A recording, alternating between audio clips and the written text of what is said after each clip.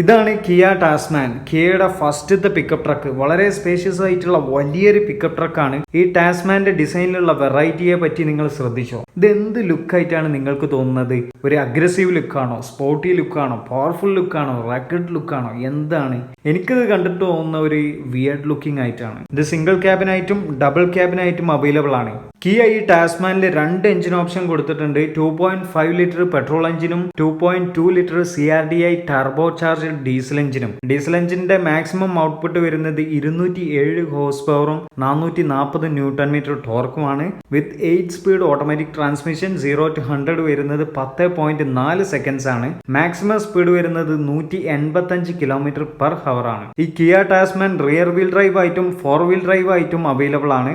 ഈ Kia Tasman next year ഇന്ത്യയിൽ launch ചെയ്യും എന്നാണ് അറിയാൻ പറ്റിയിട്ടുള്ളത്. പക്ഷേ വരാതിരിക്കാനും ചാൻസ് ഉണ്ട്. കാരണം ഇന്ത്യയിൽ ഇങ്ങനെയുള്ള lifestyle double cabin pickup ട്രക്കുകൾക്ക് വലിയ സ്വീകാര്യത ഒന്നും ഇല്ലല്ലോ. ഏതായാലും കിയ ടാസ്മാന്റെ വീക്കെൻഡർ എന്ന് പറയുന്ന ഒരു കൺസെപ്റ്റ് കൂടി ഇറക്കിയിട്ടുണ്ട്. അതായത് ഇതിന്റെ ഒന്നുകൂടി ഒരു അപ്ഡേറ്റഡ് വേർഷൻ. വണ്ടി ഇറങ്ങിയിട്ടില്ല, അപ്പോൾ ഇതിന് അപ്ഡേറ്റഡ് വേർഷൻ ഇറക്കാനും തുടങ്ങിയിട്ടുണ്ട്.